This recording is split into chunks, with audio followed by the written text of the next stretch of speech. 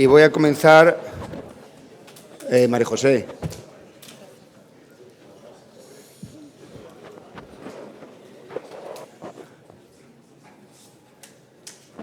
Vamos a comenzar otra mesa, pero no voy a privarme. No he pedido la palabra en la mesa anterior porque sabía que iba a tener ahora, entonces no me voy a privar de poder decir algo respecto a la mesa anterior, ¿no? O sea que, y lo que tengo que decir es algo que se ha dicho, o sea, esto de la robótica tiene una parte de marketing que es importante, que la venden los mismos dirigentes políticos, aparte de que, como se ha dicho, pueda tener sus ventajas y que continúa siendo una técnica totalmente inequitativa. O sea, seguimos teniendo falta de equidad en esto, pero no solamente la tenemos nosotros, sino que incluso la tienen dentro de las mismas ciudades donde se ha puesto, los pacientes de las mismas ciudades, e incluso por problemas de listas de espera, dentro del mismo servicio también se tiene falta de equidad en estos pacientes. Con lo cual, bueno, no me quería privar de decir eso. Vamos a hablar de otra cosa que sí que tenemos bastante equidad, que es esta la urología, en el tratamiento de las infecciones urinarias. Ahí yo creo que sí que estamos todos en la misma posición, partimos de la misma posición. Y para eso vamos a contar con un amigo, con el doctor Rafael Martínez Noguera, que es el director de la Unidad de Gestión Clínica de Medicina Preventiva, Salud Pública y Esterilización del Hospital de aquí de Jaén y que también es presidente de la Sociedad Andaluza de Medicina Preventiva. Entonces, le doy la palabra a Rafa pidiéndole pues, que, como somos de casa, vamos a recuperar un poco del tiempo para que nos vayamos a comer muy tarde. Rafa, bienvenido y muchas gracias. Bueno, Juan, muchas gracias. Yo, primero, siguiendo lo que ha empezado a decir antes Juan, tampoco me resisto a decir una cosa de la mesa anterior. Yo no soy urólogo, pero me ha parecido una mesa divertidísima, muy constructiva, muy dinámica y que he aprendido mucho. Creo que ha sido una mesa muy acertada de la que vamos a tomar nota para un próximo congreso que tenemos nosotros, porque da la sensación de que las mesas deben de ser así, ¿no? Lo que tengamos que estudiar, lo estudiamos en nuestra casa, en el rato de trabajo, y esta mesa en estos momentos está para debatir y compartir experiencias y ver la actividad desde un punto de vista diferente. Bueno, dicho eso, pues bueno, antes de empezar, bueno, lo primero de todo, darle las gracias a Juan. Es verdad que como somos amigos, pues yo me voy a permitir en algún momento contar cosas que a lo mejor Juan pensaba que iba a contar o que no iba a contar y me voy a permitir de determinadas licencias. Mirando el programa antes de subirme, he visto que prácticamente todo el programa estaba compuesto por profesionales de urología. Yo decía, bueno, ¿qué pinta aquí un profesional de preventiva? Menos mal que he visto a algunos amigos también que estaban en el programa, a Rafael Luque, que me parece que viene mañana, también a una uróloga, a una radióloga, Marigracia, y digo, bueno, pues han pensado también en otras especialidades, e igual que yo me he puesto en vuestro lugar y en esta mesa me ha parecido interesante, yo espero que os pongáis también en mi lugar y entendáis también mi punto de vista a la hora de exponer esta presentación. Bueno, lo primero, creo que tenemos que situarnos un poquito para saber de qué tipo de pacientes vamos a estar hablando en los próximos años y cuál es nuestra situación en cuanto a las infecciones más frecuentes en nuestro medio. La presentación la voy a dividir en 2 o 3 partes aproximadamente. Primero hablaré un poquito de la cuestión hospitalaria. Gracias, Juan. Y luego ya os hablo del enfoque también desde el punto de vista de la atención primaria. Bueno, al que no lo conozca, esto es un estudio que anualmente se hace desde la Sociedad Andaluza de Sociedad Española de Medicina Preventiva y estudia lo que son las infecciones nosocomiales. Este es un gráfico de evolución de las infecciones asociadas a los cuidados, anteriormente llamadas infecciones nosocomiales. Ya sabéis que los conceptos cambian las ideas, cambian las técnicas, cambian todo, y esto es la evolución de la localización de las infecciones nosocomiales, la gráfica del año 1990 al 2016. Veis que es curiosa la evolución. Cuando se empezaron a hacer los primeros estudios, las infecciones más urinarias que se detectaban a nivel hospitalario eran las urinarias, seguidas de las quirúrgicas, luego las respiratorias y, por último, las bacteriemias. Pues conforme han ido pasando los años, 3 se han ido agrupando, prácticamente están en el mismo punto, que son la urinaria, las quirúrgicas y las respiratorias, y las bacteriemias están un poquito más abajo.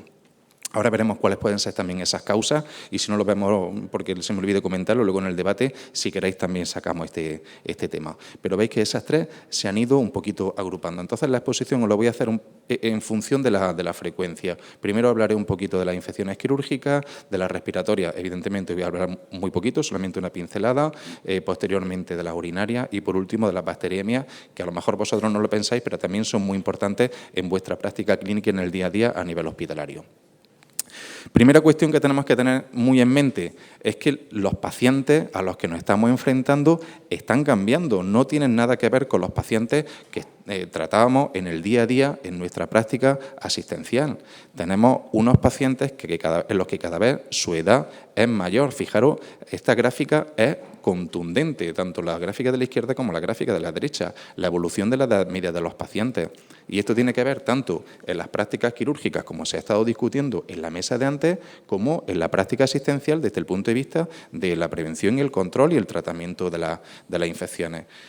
Y esta gráfica seguirá subiendo y cada vez los pacientes tendrán una edad mayor que tendremos en nuestra consulta en el hospital. La primera se refería a los pacientes con infección hospitalaria. Los pacientes con prevalencia con infección comunitaria exactamente están siguiendo también un ritmo parecido.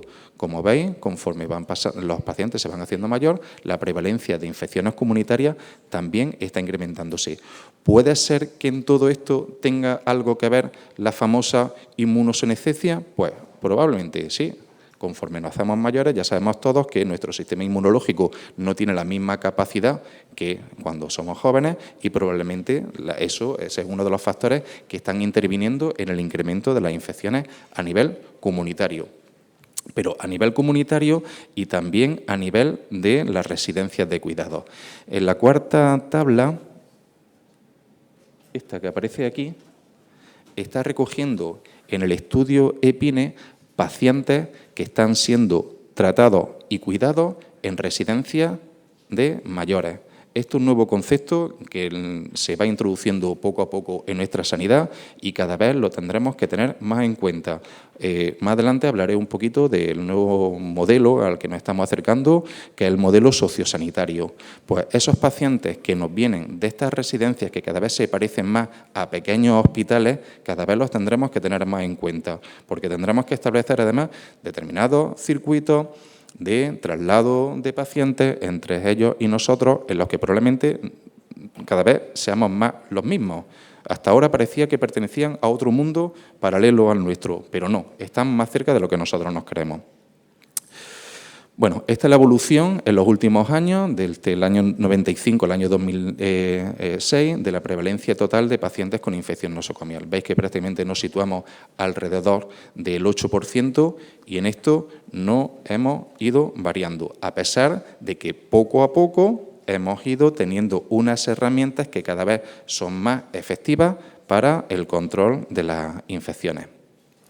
Empecemos por las quirúrgicas, como hemos dicho antes, que son las que más nos interesan, sobre todo a una especialidad tan quirúrgica como es la vuestra. Esta gráfica también es interesante. Fijaros cómo hace algunos años las infecciones más frecuentes de herida quirúrgica eran las superficiales, posteriormente las profundas y, por último, de órgano y espacio.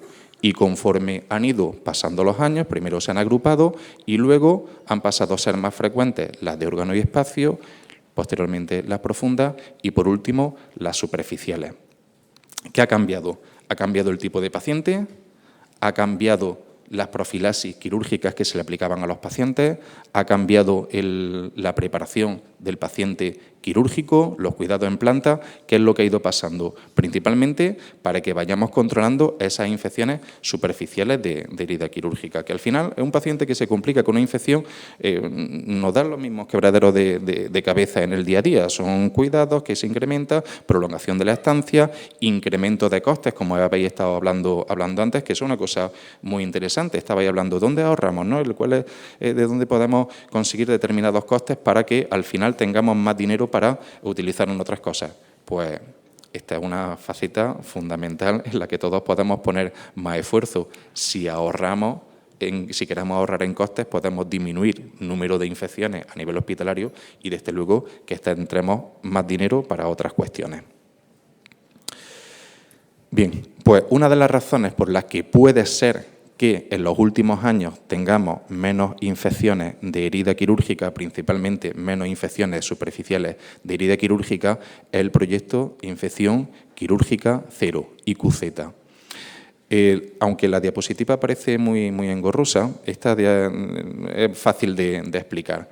Tal vez no todos conozcáis el proyecto de Infección Quirúrgica Cero. Esto pasa como la equidad que hemos estado hablando antes, ¿no? Pues la implantación de estos programas no es equitativa tampoco en todos los hospitales. Hay algunos hospitales en los que sí participan dentro del proyecto y otros hospitales que no.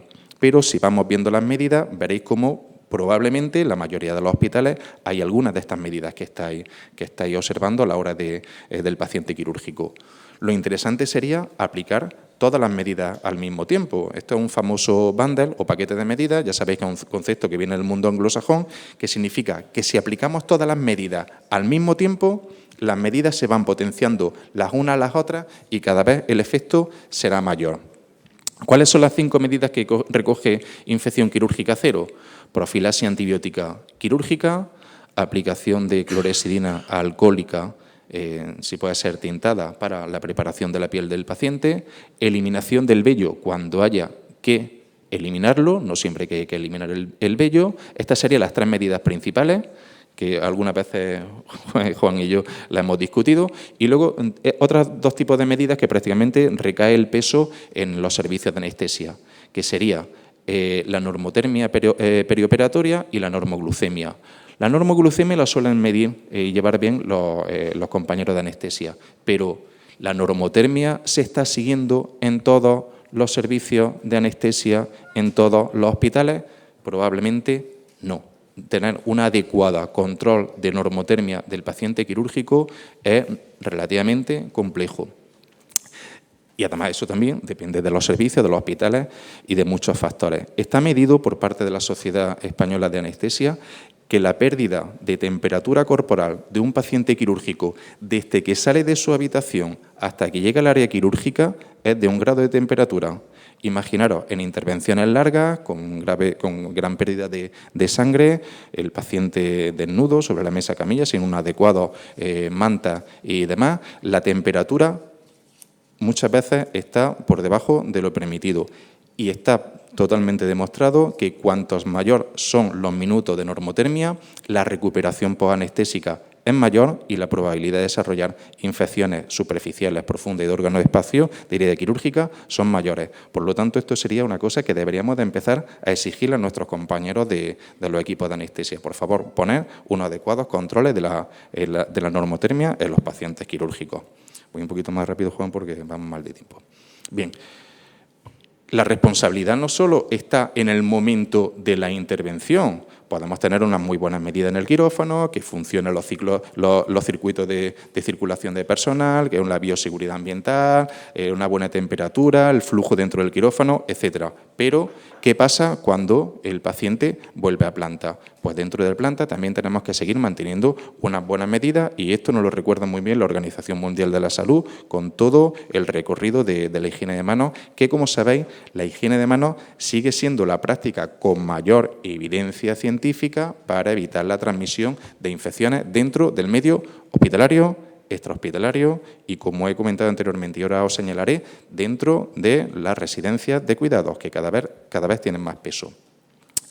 Costes. Como hay aquí muchos jefes, pues está bien que de vez en cuando hablemos de costes. Pues este es un artículo que he ido resumiendo por partes.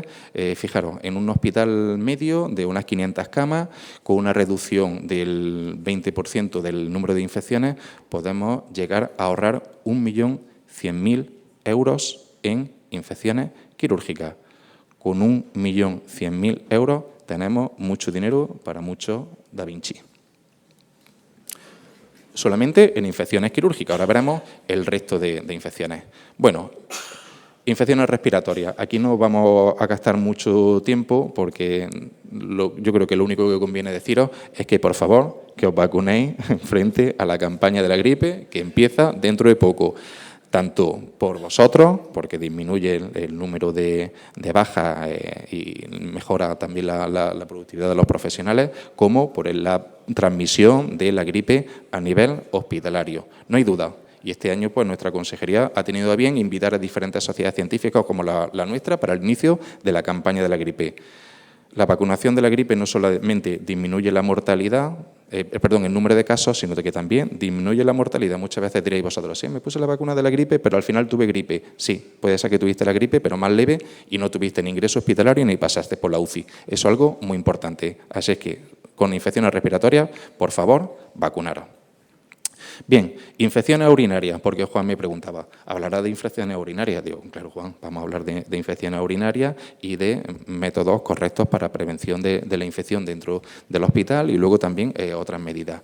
¿Quién está contribuyendo? Igual que tenemos un programa que se llama IQ0, Infección Quirúrgica Cero, tenemos también un programa que se llama Infección del Tracto Urinario Cero. Igual que el otro programa lo había desarrollado la Sociedad Española de Medicina Preventiva, aquí los que se han adelantado un poquito son los intensivistas. Ya sabemos que los intensivistas son un grupo en esto muy activo, ¿no? Pusieron en marcha su programa de neumonía cero, su programa de bacteriemia cero y pusieron también en marcha su programa de infección del tracto urinario cero. Pero el resto de los servicios hospitalarios de medicina preventiva, lo cogimos y lo hicimos nuestro. Dijimos, bueno, está bien hecho. Pues esas medidas, ¿por qué no se pueden aplicar también para los pacientes que están en planta? Y esas recomendaciones las transmitimos también a los servicios hospitalarios. Aquí son no solamente los pacientes que están en urología, sino pacientes que están en cirugía, pacientes que están en traumatología, etcétera, con 5 medidas básicas. ¿Qué pasa igual en este programa de infección del tracto urinario cero con la infección quirúrgica cero? Si las 5 medidas se aplican en un paquete completo, unas medidas se van potenciando a otras. Básicamente son 5. Uso apropiado de la sonda, inserción adecuada de la sonda, mantenimiento adecuado de la sonda, garantizar la calidad de los cuidados y no hacer una serie de recomendaciones que, bueno, ahí esas no las vamos a hablar. Pero lo más adecuado sería decir, bueno, está bien que vuestra parte se haga de forma correcta, pero la mayoría de las infecciones asociadas a los cuidados en pacientes que están sondados son posteriores. Aquí viene la implicación de todos los servicios. Muy bien la parte del facultativo especialista en urología, pero ¿qué pasa con los demás? ¿Qué pasa con el personal de enfermería? ¿Qué pasa con los auxiliares? ¿Qué pasa con los celadores que transporta al paciente desde el servicio de urología y lo lleva a radiodiagnóstico a hacerse una resonancia y le coloca la bolsa de orina en lo alto del abdomen, ¿no? Son muchas medidas en las que hay que trabajar de forma conjunta. Bien, estas son las medidas, anteriormente es una medida institucional y luego también hay determinados laboratorios que lo he ido tapando un poquito, que colaboran también con los servicios de medicina preventiva para la disminución de las infecciones asociadas a los cuidados en pacientes sondados, que son equipos de sondaje de un solo uso. Esto suele gustar bastante, porque es verdad que ganas tiempo, ¿no? No tienes que estar preparando uno a uno con todos los diferentes materiales, que es mejor que te los den. Y luego, como siempre, la higiene de manos, fundamental en todas las medidas.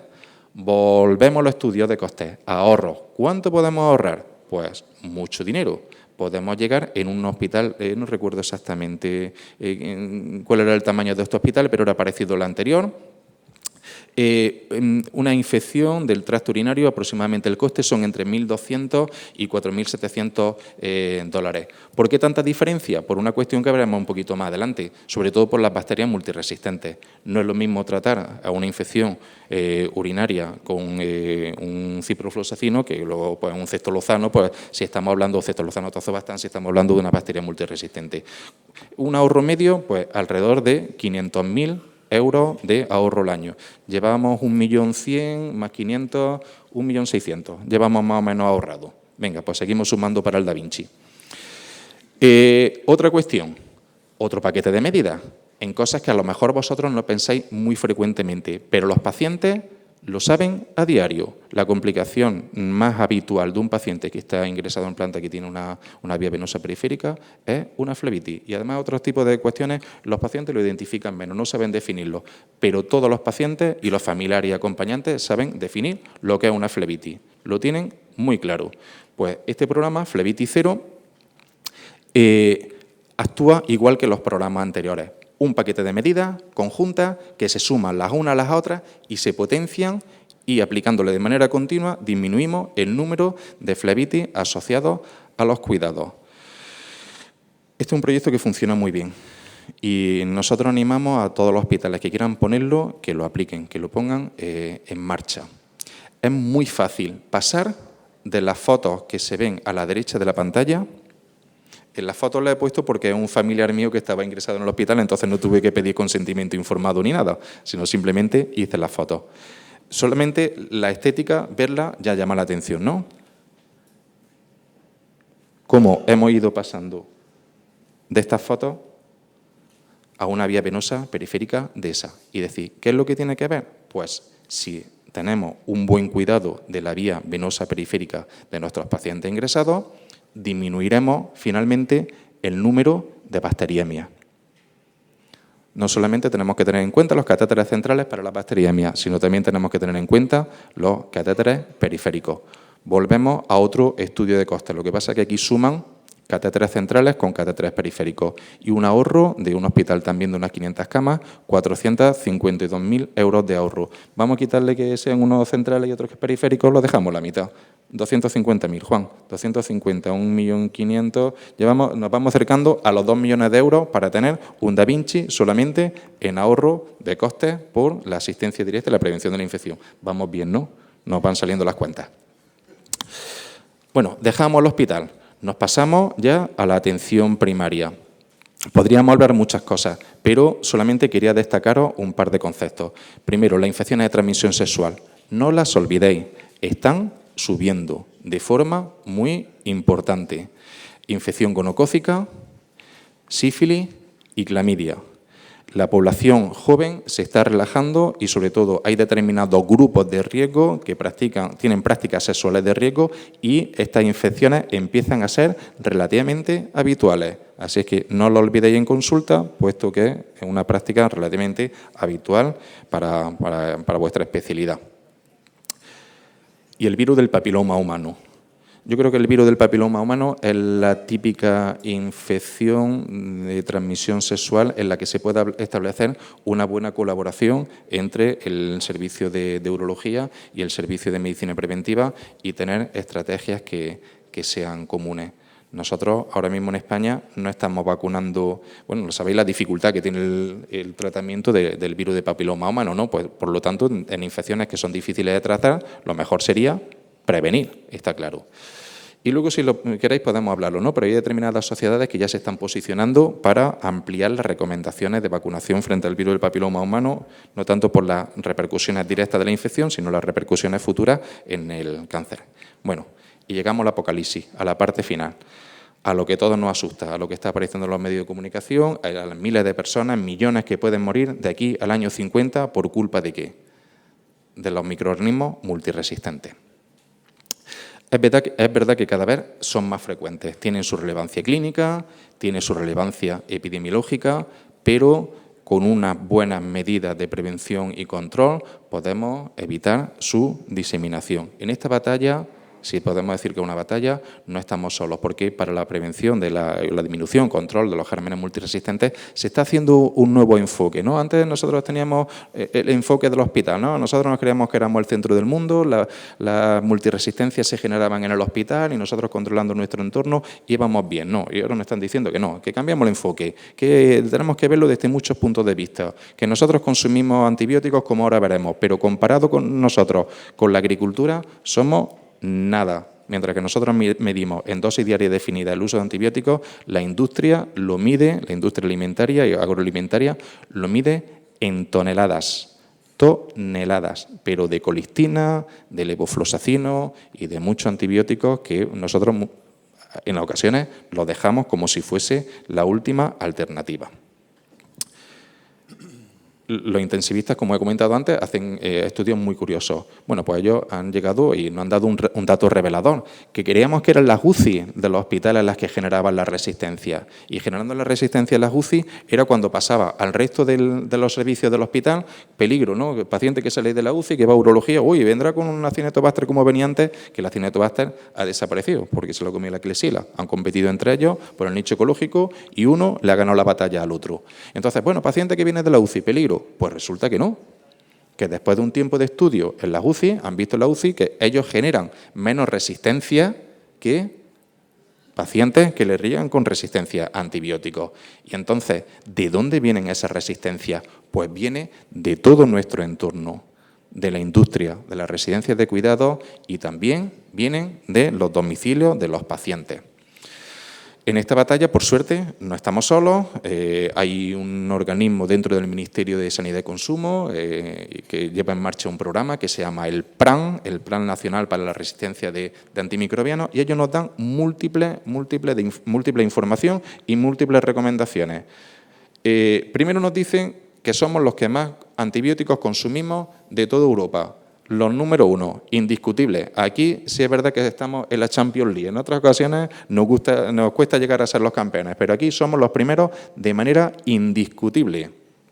Y entonces, si consumimos muchos antibióticos a nivel hospitalario y extrahospitalario, estos son antibióticos sobre pacientes, y no siempre tenemos que echarle la culpa a los facultativos, ¿no? Es que los médicos prescriben mucho antibióticos. No, aquí tenemos una presión muy grande también por parte de los pacientes, ¿no? Esto es un eurobarómetro sobre el uso de antibióticos del año 2016, en la que se le preguntan a los pacientes que si han consumido antibióticos los últimos 12 meses y dicen ellos que sí, claro, es que estaba como tenía un resfriado, como los rinovirus que tenemos ahora en el mes de octubre o noviembre, y yo he ido a por mi antibiótico. Y entonces, pues, hay campañas educativas para decirle a los pacientes, oye, si tienen un resfriado común, tiene una infección por un virus, por más antibióticos que te tomes, no te curará.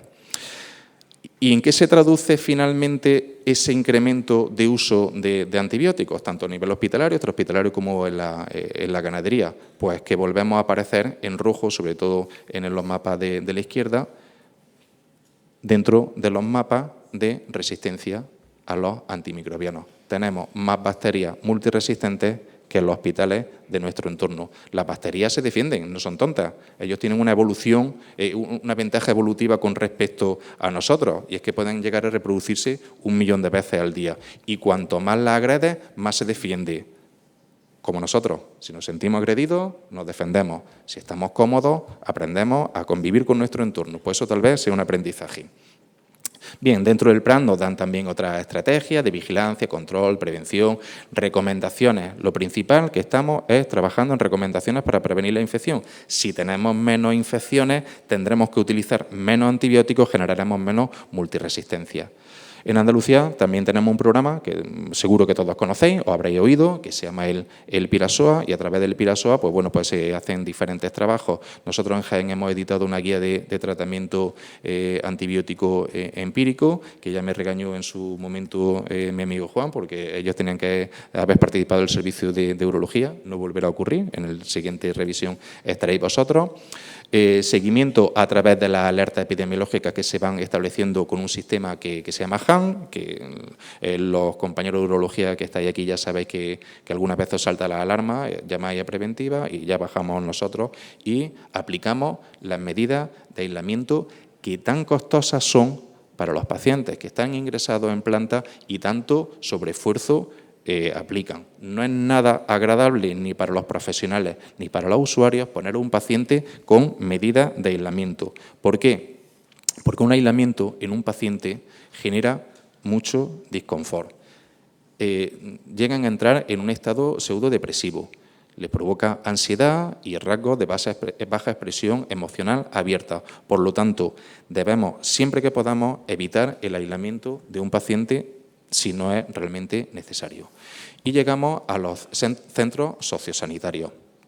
cada vez van a tener más importancia. Llegamos a un nuevo modelo al que nos estamos dirigiendo y poco a poco entraremos a él y prácticamente nos daremos cuenta que el modelo sociosanitario que vamos a estar en el mismo nivel que la atención primaria, que los centros de cuidado de mayores, y no derivaremos y ellos nos derivarán, sino que compartiremos pacientes, compartiremos tratamientos, compartiremos cuidados y aumentará la complejidad.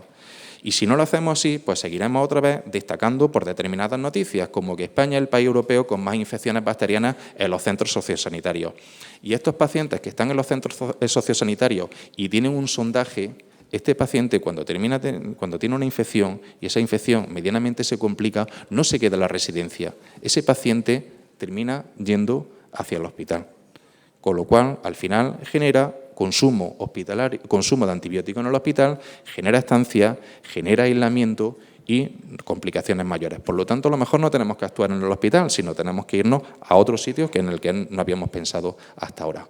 Bueno, como veis, desde donde estábamos a donde estamos ha cambiado mucho, hay un cambio de paradigma, los hospitales tienen peso, pero cada vez tenemos menos peso para determinadas cuestiones. Es una sorpresa para todos el que las UCI no sean generadoras de resistencia, que nos vienen de otros lugares.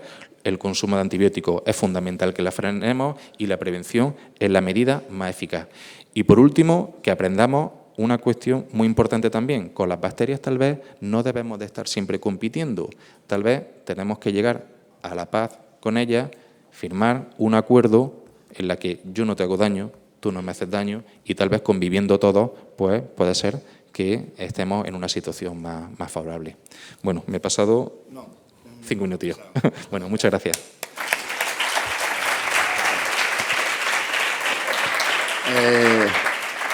No solamente no te has pasado, sino que has reducido tiempo, pero vamos, tenemos 1 minuto para alguna pregunta de la sala y si no, pues yo no me voy a resistir a hacerte una pregunta.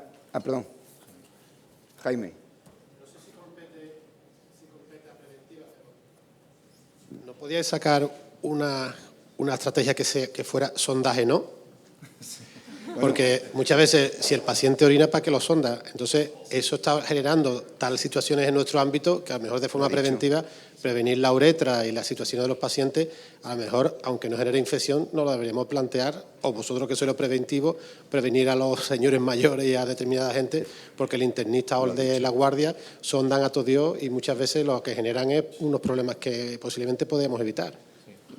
Lo dijo en la primera... Sí. Es la verdad que no me he parado mucho en esa parte. Las infecciones quirúrgicas, pues cuando hay que operar a un paciente, tienes que operarlo, tienes que aplicar las otras medidas para disminuir la probabilidad de infección. Pero tanto en las bacteriemias asociadas a los catéteres venosos periféricos como la infección urinaria, la primera medida es hay que ponerle una vía a quien hay que ponérsela, hay que sondar a quien hay que ponérselo y hay que retirar la vía lo antes posible, igual que hay que retirar el sondaje también lo antes posible. Pero es que las presiones son muy grandes. Hace poco tuvimos un caso muy curioso en el hospital. Auxiliares de enfermería de una determinada unidad que estaban presionando para que los facultativos prescribiesen el sondaje del paciente, porque para ellos les es más cómodo determinados pacientes, sobre todo si a lo mejor están con tratamientos citostáticos. Entonces, bueno, pues las presiones son muy grandes. Nosotros le explicábamos, oye, el beneficio es mayor para el paciente no tenerlo sondado que tenerlo sondado. Sí, pero ¿y nuestro riesgo profesional? Bueno, pues nuestro riesgo profesional tendremos que modularlo de otra forma, pero creemos que dentro del hospital el beneficio del paciente tiene que estar por encima de todo. Y es verdad que esa es la primera medida, no sondar a quien se tiene que sondar y retirar también la sonda lo antes posible.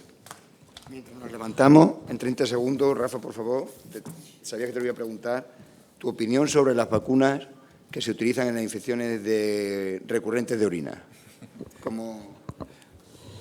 Vale, bueno, sí. Sí, bueno, infecciones, dos cosas muy rápidas. Con respecto al virus del papiloma humano, antes lo he comentado, pero bueno, no he incidido más. Yo creo que llegaremos a un acuerdo entre diferentes sociedades científicas. Yo creo que también tendrá que participar la sociedad andaluza o española de urología y dentro de poco terminaremos vacunando a los chicos frente al virus del papiloma humano, igual que vacunamos a las chicas.